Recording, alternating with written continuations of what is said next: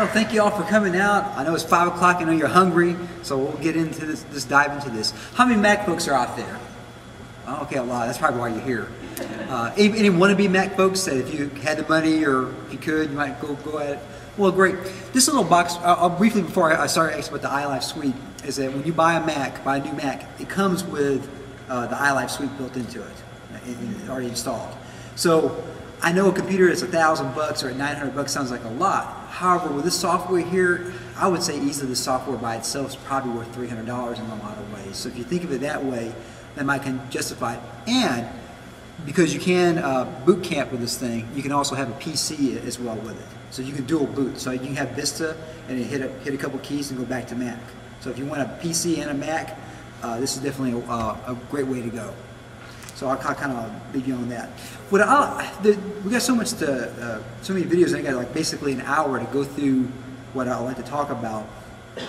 I could do this a couple of different ways. I could just show you each program individually.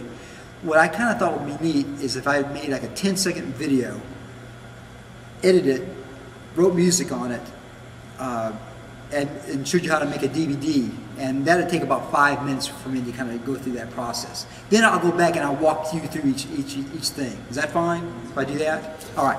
So first off, I guess I can leave GarageBand open. I'm going to go open up my, and I'm going to use a new version of iMovie. This just came out. This is the 09. Literally just came out. So I haven't played around with it as much. However, I played around with it enough, and it has a lot of really cool features. Honestly, the older version of iMovie I have used since it came out version 1. So I know that like the back of my hand. I just know that version really well. And the great thing about it is that you can still go download it. If you buy this, you can still go download the version 6 HD. And in some ways, it's easier if you're a filmmaker because the lines are a little bit easier to use and whatnot. And let's see if I should have. I hope I saved that. No. Okay, they were good. I hope. Yes, good. When I was coming over here, I shot some video coming on a trolley coming over here. I'm staying at the luxurious Motel 6 about a mile away from here. I pay $1.10 and I can get over here. So and I'm probably saving a lot on hotel expenses doing that way. So what I'm gonna do is I'm just gonna make a quick little video on here. I'm gonna make a new project, and I'll just do this time right now. So there it is. So I'm gonna go here and tell you what. Let's turn the volume down just a touch. So there I am on the trolley, blah, blah, blah. Let's get to something interesting. There I am in front of the Alamo. All right, so I'm going to highlight the little section there, say I like that there. Let's go back a little bit further. All right, that's kind of cool. All right, so I'll put this into the timeline. And let's see, that's some scenes of me seeing the Alamo. All right, there we go. That's kind of cool.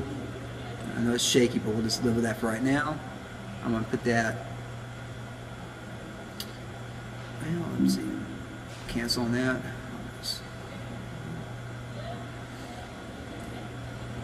Yeah, that's kind of good when I first see it.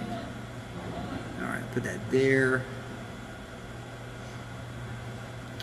And let's say I do some people there. Alright, so nothing extraordinary right now. What I can do also is go through and put in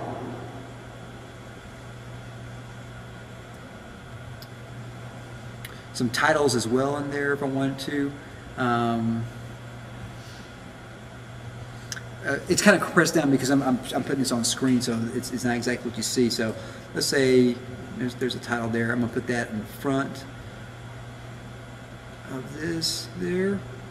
Double click on that there. I can type in the title. I'm just going to call this time for right now, but I can change the font, do other various things with it. I can make it shorter or longer if I need to. If I double click on it, let's say it's right now it's 2 seconds. If I want to make it this 2 seconds exactly, I can do that. And that's it. Okay, so then I'll save this. I'm going to share this project. I can export this movie out. And let's save that for right now. Yeah, I'm sorry. I can speak up if I need to. basically, I'm just showing this process about how I'm using all these things together. Then I'm going to go through individually and talk about them more in detail. So hopefully this will encode pretty quickly. So the next thing I'm going to do is I'm going to make a soundtrack. I'm going to put a soundtrack to this.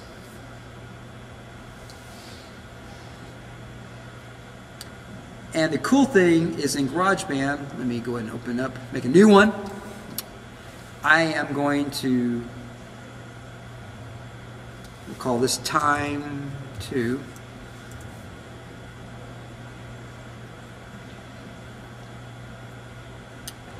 And by now that should be encoded.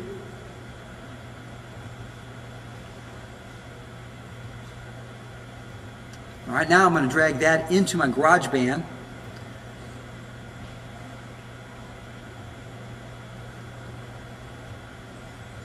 And now it's going to convert this into video. Hopefully it won't take very long because it's pretty short. Good. Now I can come and make a soundtrack with this. So this is basically, all this stuff here would have been like very, very difficult to do in the past. But now, let's say I got this here going on. Turn up the volume a touch. And let's say I don't want that sound there. I want something cooler sounding. So I love strings. Any string players in here? Yay, we love you. Anybody play violin? Alright, we love you. It's awesome. I used to play second fiddle back in the day. Let's say I have that there. Alright.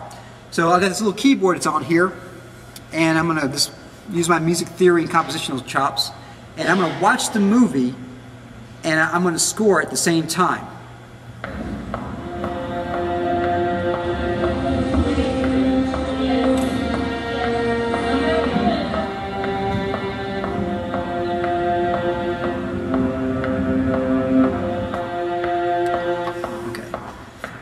And I can do that over, I can of course do that more if I need to. I want to put drums on it if I want to do other instruments as well. But we're just keeping it simple right now because we're making this in 5 minutes. So now I got a soundtrack with that there. So I can send this movie to a disk, and basically at this point I'm done. Export, save, and it's mixing down, converting, blah blah blah blah blah. And I got the movie. If I remember where they put it at, it was on the desktop. Maybe it's in movies. And there it is. And pull it into QuickTime, make sure it works. And maybe still encoding. Let me do that one more time. I don't know where to send it. Export movie. Oh, into GarageBand. Okay, I know where it's at now. So music, GarageBand. There it is. All right, now I can open it up real quick. We can see what it looks like in QuickTime. All right, so there it is there. Now, what I can do is I can go into iDVD. Let's see, I got this on the desktop. And I can burn this to DVD. Even though in some ways that's a little bit passe now, because I could very easily just take that version there and throw that on the YouTube if I wanted to. There it is. So now I can open up iDVD. Give it a second to open up. And I'm actually not going to burn a DVD because it takes a very long time to render. But now, after it opens up, I just basically throw that video in there, tell it what I want to do, and then put a DVD there, hit burn, and give it a few minutes. In this case, it's so short it won't take very long, but if you did something for 20 minutes long, it would take a little bit longer. Okay, so let's say,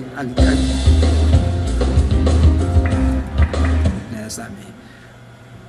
I can come through here, pick the theme that I want. Let's say I want that theme there.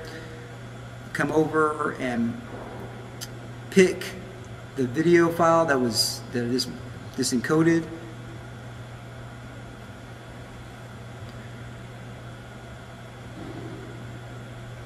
And that puts it in the background. You see it says time there. I can name it whatever I want. Probably a cool thing to do is just put play. That way folks know to click that to play it. And then hit basically hit burn, and then that's it. That's how you make a. That's how easy it is to make some content and use these devices all together. To that. Now let's dig into this a little bit deeper than just me doing this on the surface like that. I would assume. Let me ask this: who cares more about iMovie? iMovie. Who cares more about GarageBand? Okay, GarageBand, iTunes, iDVD. All right, GarageBand it is. That's what y'all care about. I thought so. Last time I did this, the same thing. I asked the same thing, and everybody cares more about GarageBand because we are making music in here. And GarageBand is a great tool. I use this tool in the electronic music class that I teach. The beautiful thing about this, when I first started teaching electronic music, we were using sequencers hooked up to MIDI keyboards, and that was really cool. That was really great in a lot of ways. The thing now is that loop-based recording, audio, MIDI they're all combined together now. So with that there, you're able to do some really amazing, incredible things with this. So let me dive into this. And most of you, I don't think probably have seen this new version of it on GarageBand. So I'll call this Time 3. When you first open it up, it gives you a place to type in a name, but also there's key signature, time signatures, and tempos. You can change that later on, and for most of your students, you're not going to worry so much about what key it is. Even if I know I'm going to play something in the key of G, I don't even usually worry about changing the key. Now, I know if it's a 3, I will change it to 3. I will change that. I will change the time signature. But we'll just kind of keep this in there. And I guess I can turn off iDVD. All right, when you first open up GarageBand, this is what happens here. Is you have the grand piano. I have a MIDI keyboard hooked up to it. And it's a small one, but it works. And I need to kill off.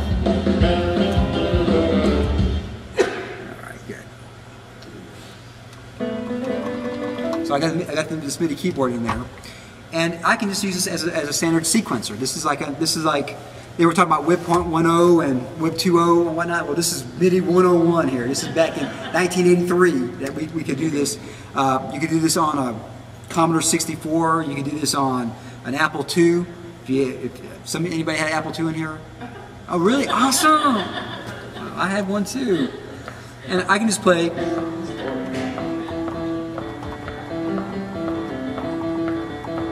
So the cool thing, and the thing that's nice, anything I play, right or wrong,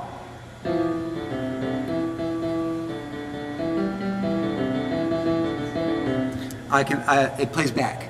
So this is the sequencing part of this software here. Let me play something a little bit. Of course, I can play chords if I want to. I'm hitting R on the keyboard.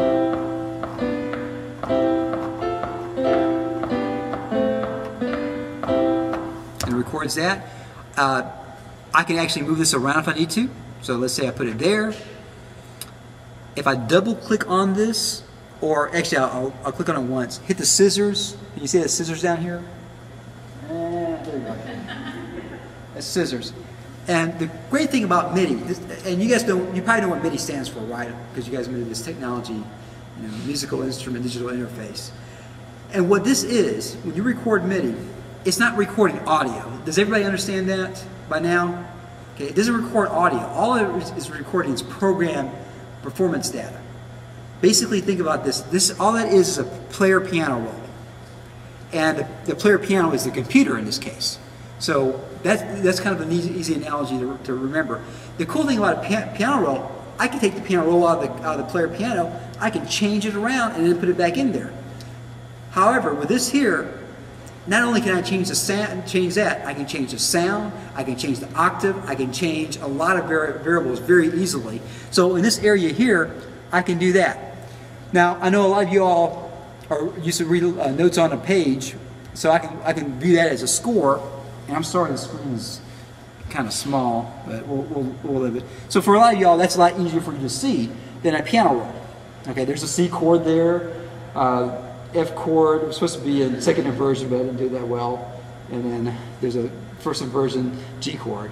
So if I want to do the Roman analysis of it, Roman numeral analysis of it, I can do that as well. The piano roll is usually what the students that I teach usually look at, and you see it's basically the same thing.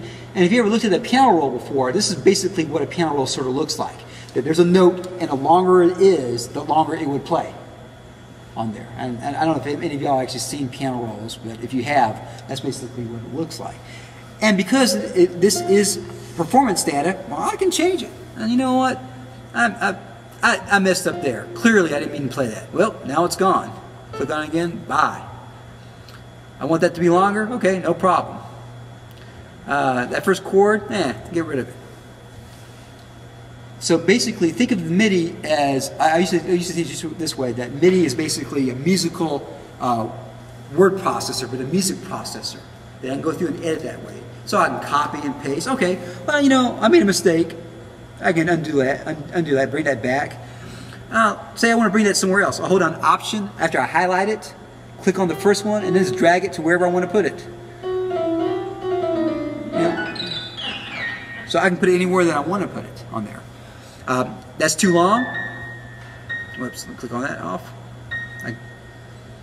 Okay. This is one of the most frustrating things I did when I first did GarageBand, and for a lot of y'all, this may be worth price of admission alone right here. Out here is the quantize bar here. And y'all see the little, man, it's like a little arrow out here to the side. If you just remember, come to this arrow right here, there's a little, you can't really see it, it's a little ruler. And you click on it. And basically you can pick what you need to go down to. So I can do 8th notes, 16 notes, 32 notes, whatever else I need on there. So that's the quantize that I can go to at that particular point there.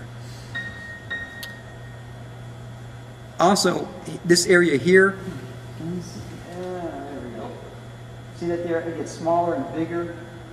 So if I want to, I can go really small like that. That way I can highlight everything if I need to.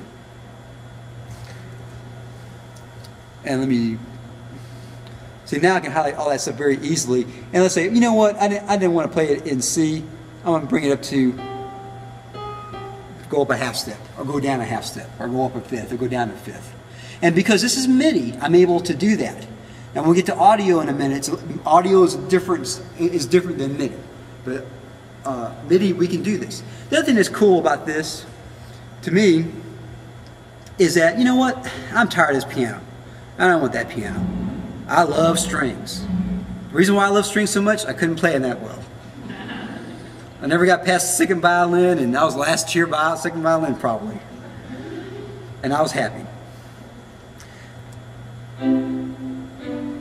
Okay, that's staccato. Let me do a legato.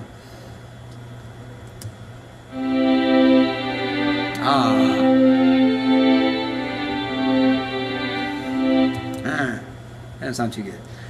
So let me fool around with the quantize on that there. Let's say I'm going to quantize everything to the quarter note. So again, I'm hitting that little ruler that's there. And now I'm going to align to the quarter note. And you see it all move like that? Let me undo that. So here it is. I'm going to pick what I want here. Did you see it move? Shift over. And quantize, let me explain quantizing. You guys all heard of quantizing before? Some of y'all. Basically think of this, that I got 4 beats, in this case here, I got 4 beats in a measure. If I quantize it to quarter notes, that means I have 4 separations at. So if I am 50% and less, it's going to go to the downbeat. If I'm 51 and over, it's going to go to the second beat. So every time I add something, so I add 8th notes or 16th notes or whatever, it's going to make, it makes the division closer together. So I have 32, when I got the same thing. It's going to bring it over only smaller. Now I can quantize things to the whole note, but that means everything is going to go to the downbeat, to beat 1. Does that make sense for the quantizing? Most of the music that we listen to, you're probably going to quantize either to the 8th note or the quarter note most of the time. And also remember this, a bass line you quantize differently than you would a percussion.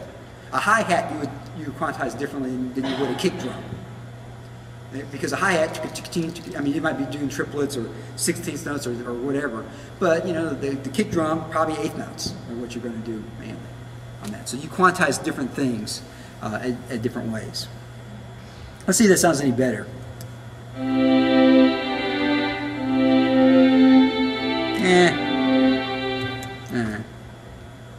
Not really. Let me cheat. Let me quantize the chord now and see what happens.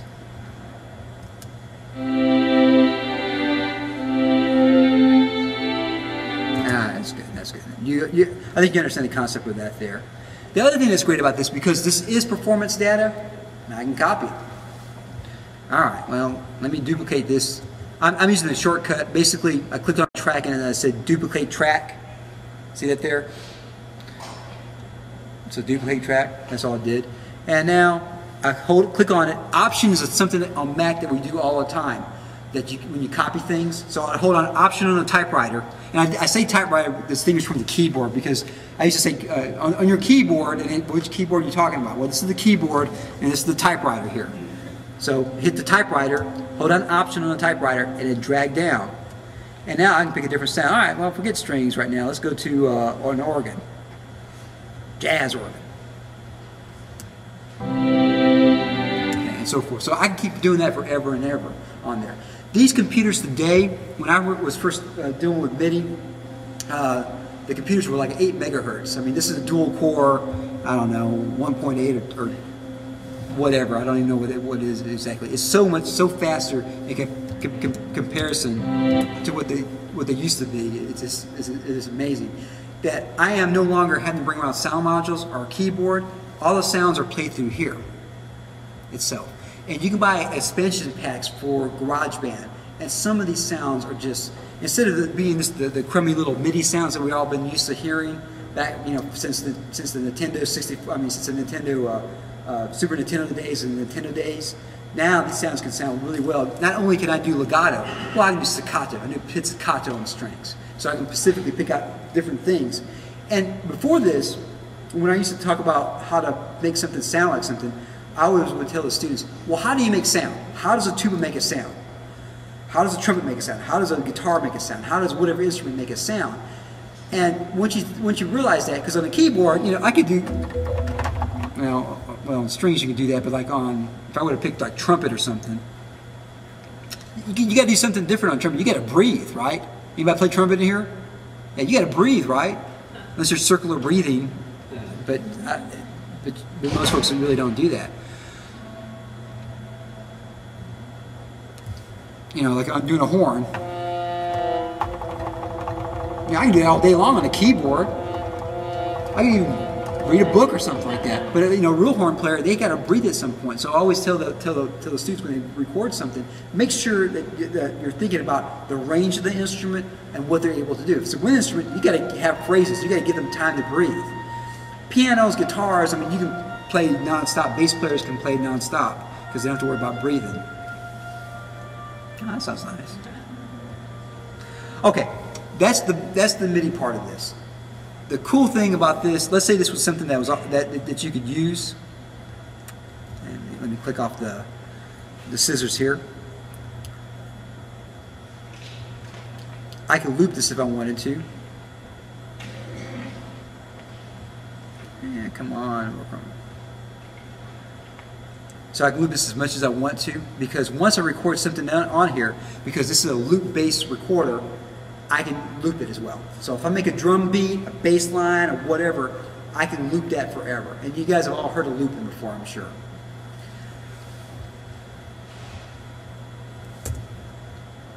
If I hit let me get out of that there.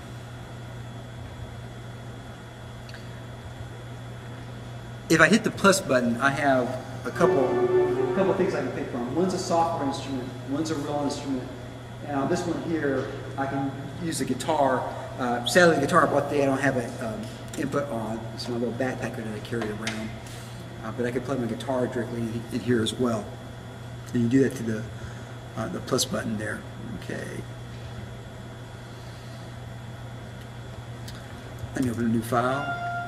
I'll tell you, I'll just do this on this one. Down here, there's an eyeball. And they call it the view hide. I just call it the eyeball. This is where your loops are at. And this has made my life a whole lot better in a lot of ways, because all the loops that come with a GarageBand. All the loops that come with GarageBand are copyright free. So if I need to make music that's copyrighted free, this is a great way of actually doing this. One thing is, because most of the stuff that I do is I throw on YouTube, I'm real concerned about making sure that I own all the copyrights. Fortunately, I'm a composer, I'm a writer, I'm an actor, so I can be the one-man band when I want to make my own content and put it up there. And also I have the tech skills, I can cut it and throw in there as well. It's almost a cadence going on. All right, good.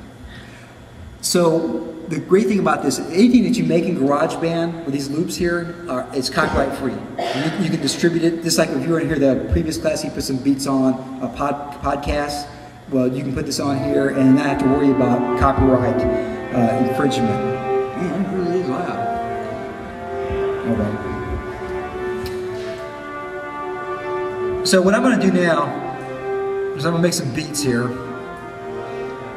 And what I can do is, there's two types of beats here. One you see are green, and the other ones you see are blue. The green are MIDI. And what does MIDI mean? Okay, that's what it means. But what does it really mean to you? You can manipulate, right? It's performance data, and performance data I can change. The blue is audio. I can change it a little bit, but I can't change individual things as easy.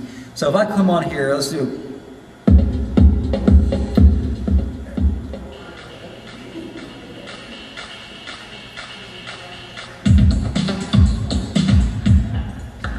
So I got a lot of different types of beats on here. Let me find something that's. I'm just going to take that one for right now, just whatever. So there I got a 2-measure loop there, okay? So I got 8 beats there. In popular music, you really think a lot about what they call the 16 beats. Musicians think in measures, dancers think in beats. And since a lot of music is dance-oriented, the 16-beat phrase is really, really popular. So once I put it on there, if I go 50% and higher, I get this little loop area there. Can you see that there?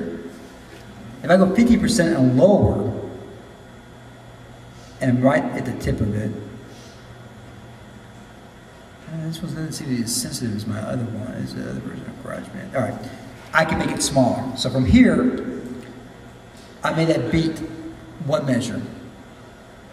Go 50% and higher, and now I can loop this. So I can loop that as many times as I want to. What I tell my students is that if I ask them to make a 2-minute piece, don't do this. Loop it for the whole song. I mean, that's the thing that they instinctively want to do, because what's that going to happen? And you guys know, listen to the same beat for 2 minutes. It's bored. I mean, you're bored by the first 10 seconds. Like I mentioned in another session I did today, when I ask students to make music, I always tell them, thou shalt not bore. Do not bore me with your music. And how do you do that? Compare and contrast, right? So you have 1 beat for 8 beats, maybe go to another beat for another 8 beats. So let me put that back a little bit. All right. And I just picked, it doesn't even matter what it is, as long as it's something different, we can live with it. Something contrasting in there. Now let me go in here and show you what I can edit with audio. When I double click on it, same thing as hitting the scissors. Let me turn off the scissors and I'll show you. So I click on what I want to edit and I hit the scissors there. That's the edit area. And I put the cursor where I want to start at.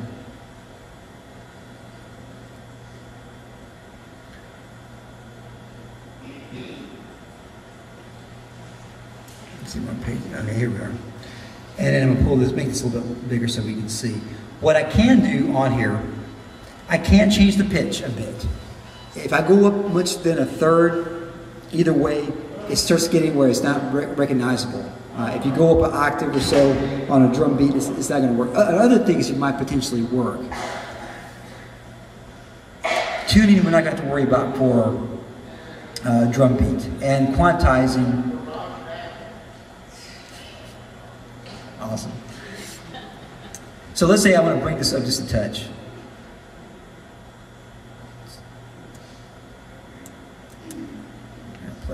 Play. All right. Let me bring it up a little more. You really can't tell. Now, if I went through there, and the cool thing is this, is that if I have a guitar riff in here, and we all know the 1, 4s, and 5s, and this is what I really, this is the thing I explain to folks, is how the difference between 1, 4, and 5. Everybody understands that, right? 1, 4, and 5, 7. For those that aren't music majors, if I'm in the key of C, I count up 4 away, it's an F chord. Count up 5 away, it's a G chord. And those 3 chords are major chords. And if you were, you know, if you're in old rock and roll, I mean, you've heard that so much in boogie woogie, blues, and everything. So if you can do that, so if I have 1 pitch, then I go up how many half steps for a 4th? Do you remember music theory?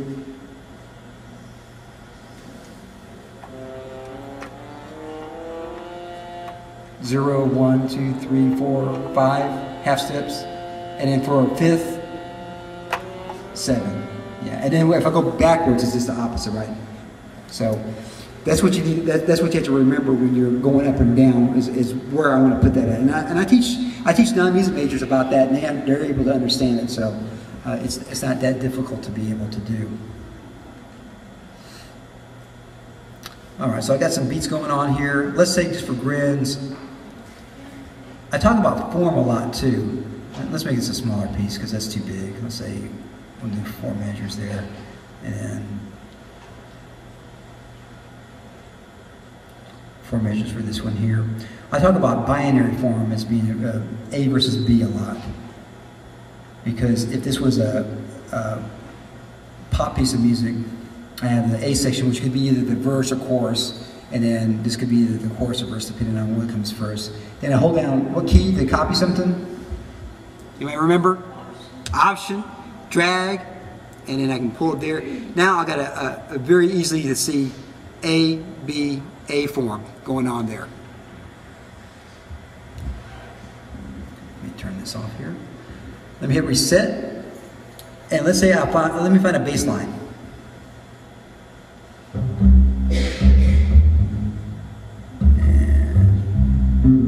Alright, let's take that one there. So I got a bass line there. So that's in, and out here, this is where the key is at. See where it says key of C? Alright, I'm going to copy this a couple times. So I got the 1 there, hold on the option key, hold on the option key, hold on the option key, and so forth. I can do that. So what I'm going to do is, I want the 1 chord being the first time, then this time, let's say I want this to be the 4 chord. So I'll double click on it, and I want this to go up, how many half steps for the 4? 5 half steps, right? Then I go back to 1, and then I want to go to the 5 on this one. So I can go up 7. In this case, just for grins, I'm going to go down 5. So this, now the bass, instead of going up, this time the bass is going down. All right, back to 1, and tell you what, I'll end on the 5 going up, which will be 7. So let's see if this works with the bass line going on. 1, 4, 1, 5, 1, and 5.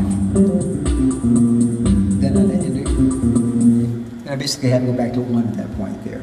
So a lot of folks have used GarageBand, but they haven't used this functionality. That say that you can't play bass, and well, I don't want everything to be in the key of C for the whole song. Well, happily, you can go up and down with it. And if I want to do minor, you know, if I want to go to a 6 or a 2 or whatever, you can do that. You can do the same thing with that. Any questions about that on there? I mean, this really makes it where your piece doesn't sound just like. I've done this before in GarageBand, where I just go through there and just throw a bunch of stuff at random, just to see if I can make it sound bad, and it's almost impossible because everything's in 1 key pretty much, and you pull this, everything's in the key of C. It doesn't. What was it? Mozart had that string, that violin piece that you play upside down. Have you all ever seen that one? basically it's in the key of G, because D is G when you flip it. So it only works in the key of G. But in any case, you start from one end to another, and it basically is one big G chord. Yes, sir.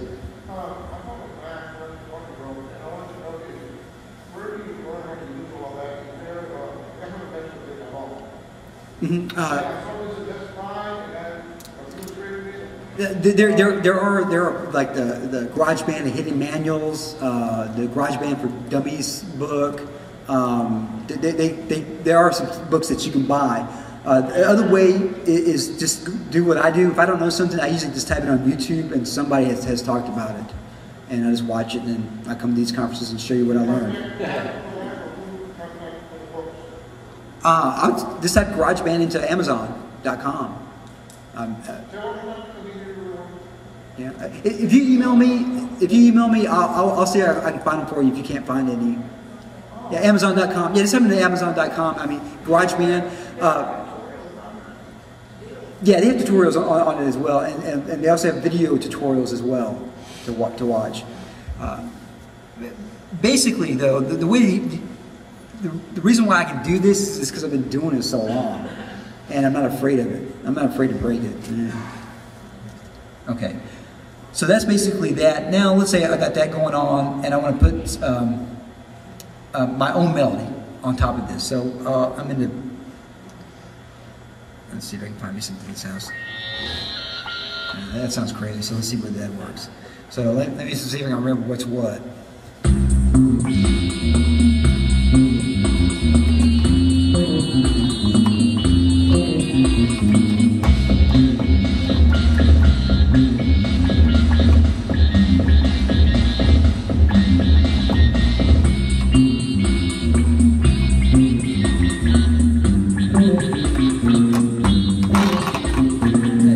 So I can interchange between the loops that are built in and make my own melodies on top of that.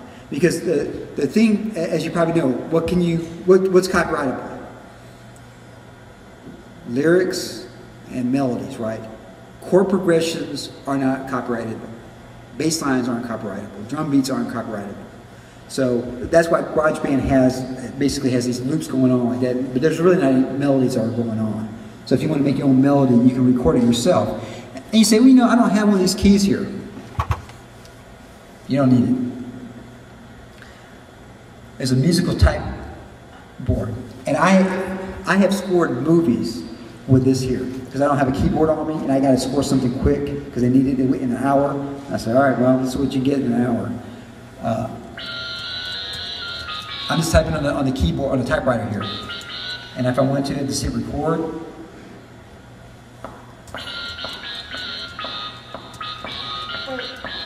yes, ma'am. You asked me on why you chose to use that instead of just the. Oh, I'm just saying, if you don't have a keyboard, you can record it. Yeah. Normally, if I have a keyboard, I'm going to use a keyboard. But if I don't have a keyboard, this is what I do. And yeah, use a typewriter keyboard instead of a piano keyboard. Yeah. And you can change octaves pretty quickly by hitting the Z button, go up and down. So, or go up really high in the stratosphere. And actually, I did this. If you get bored, I took a Rock Band controller, and they have, and I controlled it and using it to GarageBand. I'm able to play a couple chords in 5 notes. So I play a pentatonic scale on it. And I got 3 of the guys together, and one had a rock drum kit. We had 3 Macs going. One was playing drums, one was playing rhythm guitar, and I was playing lead guitar. And we recorded some blues. It sounds pretty bad, but we were using all guitar controllers, and I thought that was fascinating. And you can find it online pretty easily how to do that if you want to do it. It's cool at first, but you're never going to use it after you do it once. So it's most likely not. Any questions about that? Yes, sir.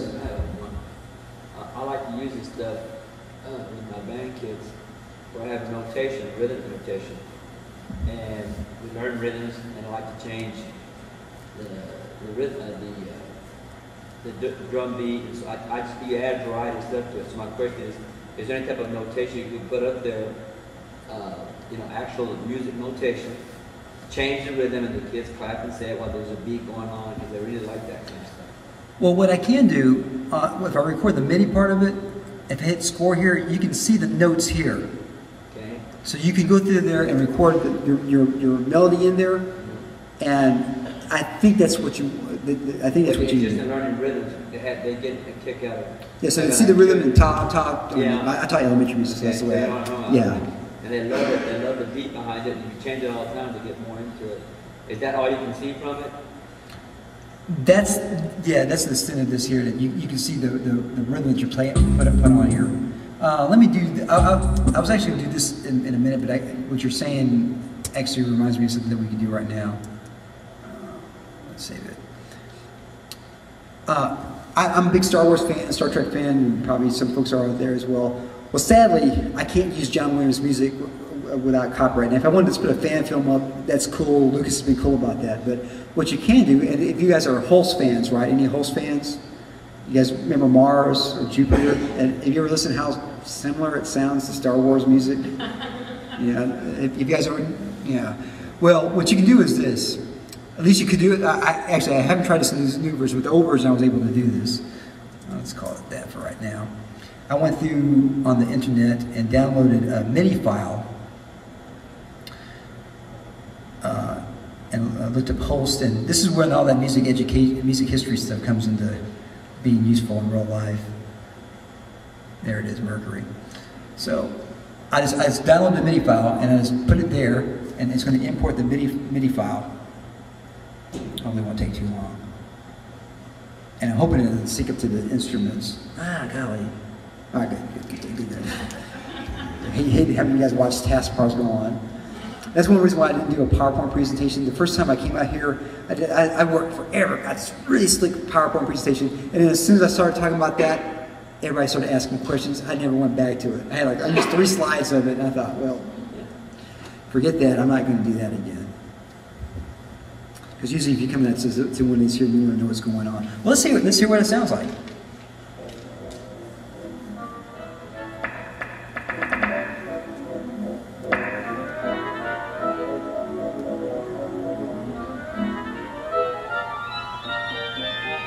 Anyways, so there it is, and if I want to now, I could save that as an audio file and put that into one of my Star Wars fan films if I wanted to. I mean, does it sound, I mean, to me, I hear that definitely sounds like the Rebels are walking in or something like that. I mean, because John Williams borrowed that from Holst, I'm sure, or at least was influenced by that. The other thing is, if you spend a little money and get you one of these more powerful packs, these string sounds that you can buy are just sound incredible. I mean, they really do. And let me just change the string sound a little bit on a couple of these, so you hear what I'm talking about. Because the strings, the other instruments weren't quite as bad, but the strings were definitely the ones that were the weakest for the longest time. I don't have time to do all of them, but I'll do these here. Let's see if we hear a difference.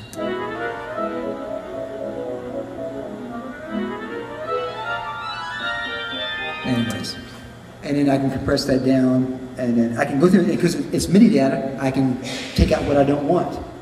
So I can just say, okay, I want 30 seconds of this only. And I could cut out what I don't want on here. What you downloaded already? Yes, that was a MIDI file. I just typed in Holst and the planets, and I found that one. And you can drag MIDI files into here. So the cool thing is like this: if I were to go find, if you got students, or you can't make a drum beat to save your life, let's go find a popular song that you like, and you put it on there, erase everything with a drum beat, and then you could use that. Yeah. That's because that's coming in as an audio file, isn't it? MIDI is what? Performance data. Wait, you're saying find a MIDI file? Find a MIDI file of it. Yes.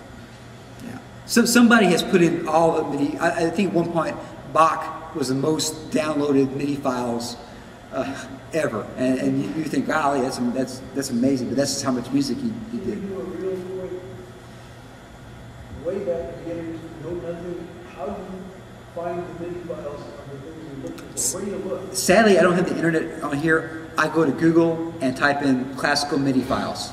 That's what I did last night.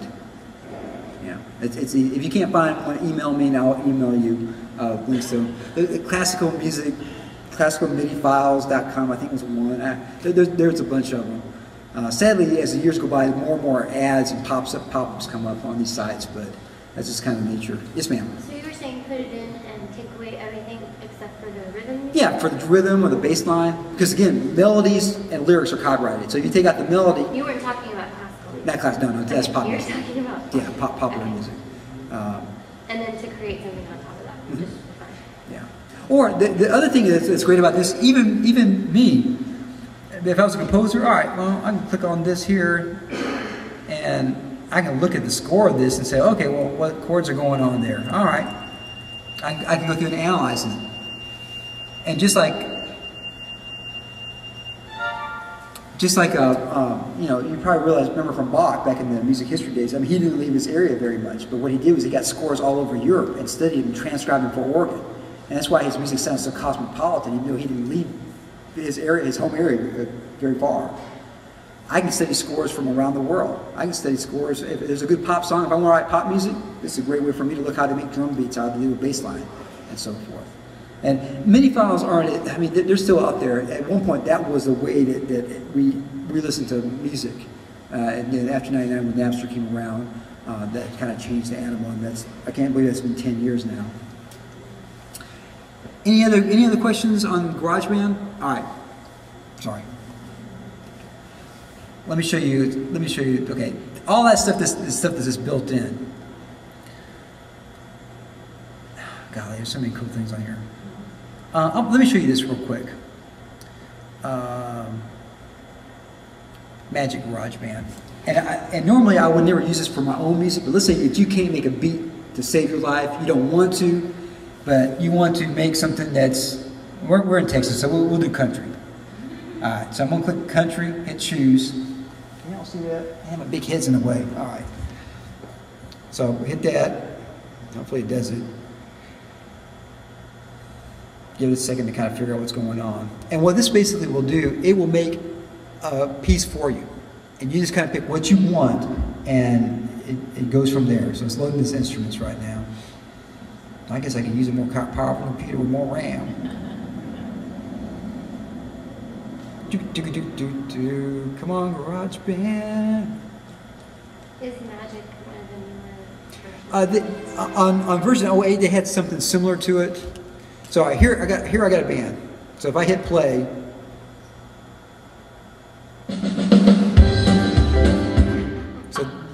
but I have some choices. Like let's say this guitar here. Okay, I want that to be a banjo. All right, drums. I want it to be brushes. All right, steel guitar. All right, oh, I want that on steel guitar. Piano. Let's say harmonica harping. All right, so now let's play it. Okay, now I can say, that's cool. Let me open it up in GarageBand. So bam, I got me some background music, and it took me a couple of seconds to click on some buttons. And this would be a cool thing if you were into, if you want to do that music -1 type of stuff, basically. If you want to play lead, like blues, I'm a blues player, so if I don't have a band, I can play along with this as well. So another thing I like about this, look at this. There's form. Intro, verse 1, verse 2, verse 3, and ending. So you can talk about form with this as well.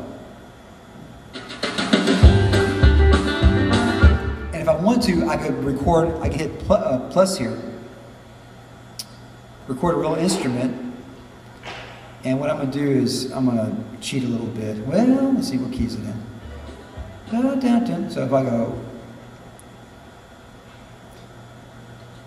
Well, I'm here in time, yes I am. Anyways, I'm not going to sing any more of that, but I can sing along with it. The reason why I turn it down is so I won't get bleed through. Normally I put some headphones on, but we're doing this kind of quick. So now there's my voice there. Well, I'm here in time, yes I am. So I can sing along with this if I wanted to. If I wanted to play guitar, if I wanted to play another instrument, I want to play trumpet, I want to do whatever else, I can play that on top of this here. Then save it as MP3, as a WAV file, and then burn to CD or put it in my projects. And remember Band in a Box.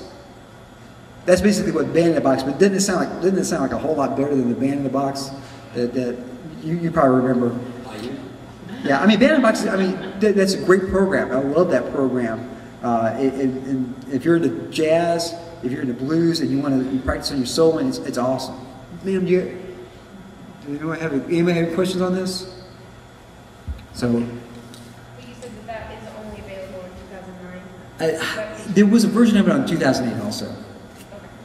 Yeah. So Magic is a version of, or it's It's just a feature? isn't it a feature of GarageBand Oh, 09? okay. Yeah.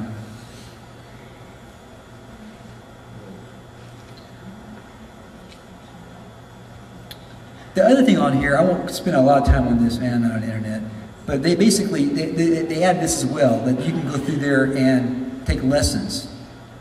And you can go purchase lessons, which for me, because I play piano and guitar, if Apple opens it up where I can sell my lessons. Hi, I'm Tim. This is the first in a series of lessons that will help you learn how to play the piano. In this one, I'll give you a short introduction to the instrument and help you get started quickly with some music. And you can see down here, I can fast forward to playing When you're playing the piano, or sustain pedal. before we start playing, keyboard and have Anyways, so Apple's planning to have this be a store. For us as educators, this might be something very lucrative down the line. If I could show folks how to play Mary Had a Lamb, I can just think how many times that might get downloaded. And they're charging $5 a lesson, but if they get like down to 50 cents a lesson or $1 a lesson, and I get half of that, ooh, watch out. GarageBand or GarageBand lessons? Yeah, these are GarageBand lessons. So, and if I was on the internet, like John Fogerty has how to play Proud Mary or Down in the Corner or something like that, and they actually had Steam shows you how to play. Golly, I forgot what it was. I don't know. Every Breath You Take or something like that. I can't remember what it was. And he actually is the guy who wrote the song, showing you how to play the song. So that is really fascinating. I haven't played it. This is something totally new. My cell phone doesn't do that, but you can apparently make ringtones. So if you want to make your own ringtone, that's an easy way of doing that.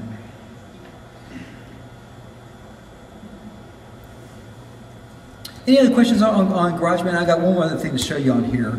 Then I'll move on to something else.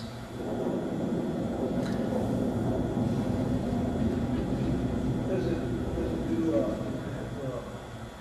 jazz something like that, or is it difficult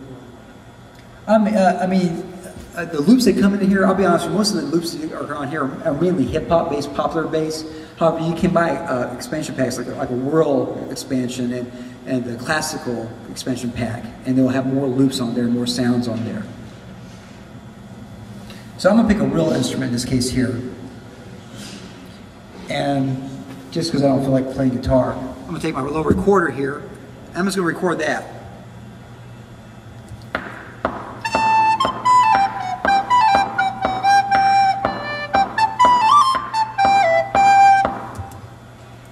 See how that sounds. And I gotta take out I gotta take off the metronome. Oh, this.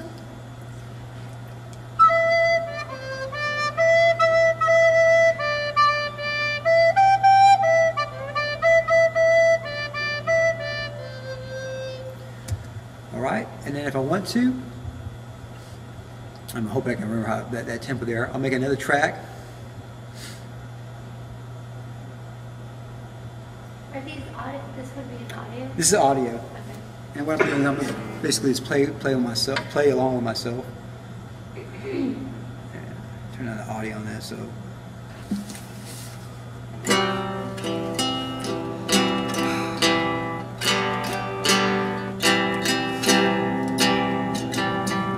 I really need to hear it, but in any case, you get the idea that if I have the headphones going on there, I probably should maybe let's do that again actually we're going to hear it because this is going to sound horrible.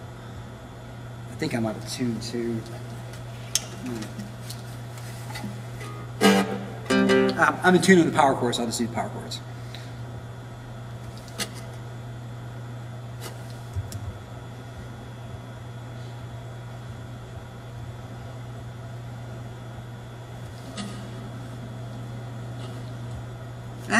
Wrong one. the right track. There we go. Now we're cooking now. See, it's good to show you somebody that supposedly knows all this stuff messing up.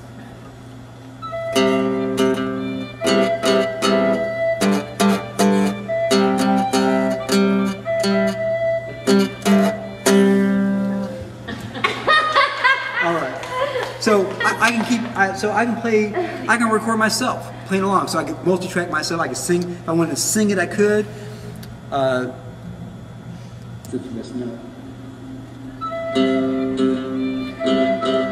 can bring the melody up louder here.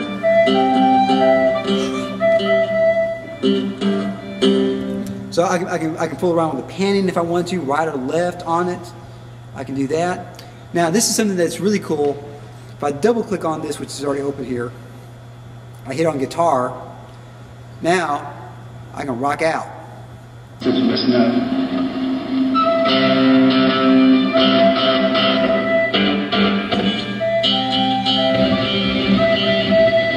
So I can model the amps. And even though I'm playing a little backpacker classical guitar, I can sound like a heavy metal person with it. And that's something that's really cool. And I can do the same thing with because audio, I can say, well, you know what? Let me put a little bit of vocals on it. Let me do some, I don't know, helium or something like that. It's going to make it sound different. Anyways, so I can go through there and model different things. I can change the audio along with it as well. Now I did that there. On this version, I'm glad they did one thing. They have one thing that says export song to disk. But normally what I used to have to do is, and this is probably the way you probably should still do it, because this way I can show iTunes real quick. I'm almost out of time, right? I'm almost out of time. Well, let me do this real quick and then we'll end on this. So I'm going into iTunes, exporting this song, and you do that under Share, export to iTunes. Yeah, I am almost out of time.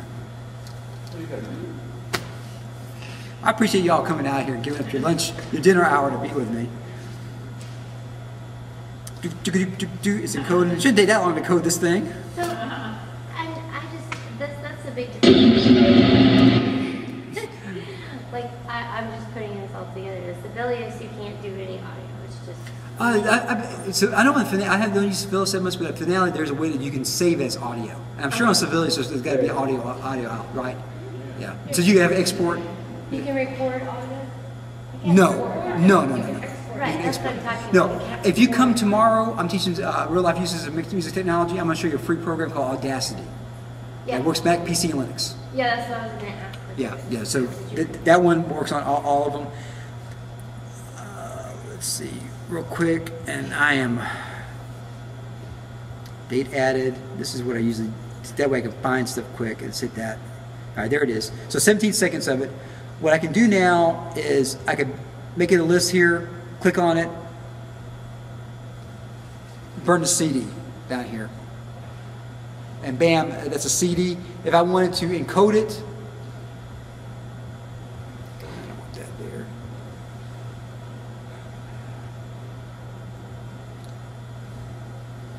If I want to encode it, I can save it as an MP3 if I want to. And then I can send it to my friends or whatever else. Any other questions? I'm literally down to like a minute. And I'll be here afterwards if you want to come up to talk to me as well. If you want to show you something specifically on iTunes or iMovie or iDVD or whatnot. And thank you all for coming out and being supporters of Time. Really appreciate it. And I'll see y'all on the YouTube. I'll put this on YouTube also, so if you want to have me ramble on, you can.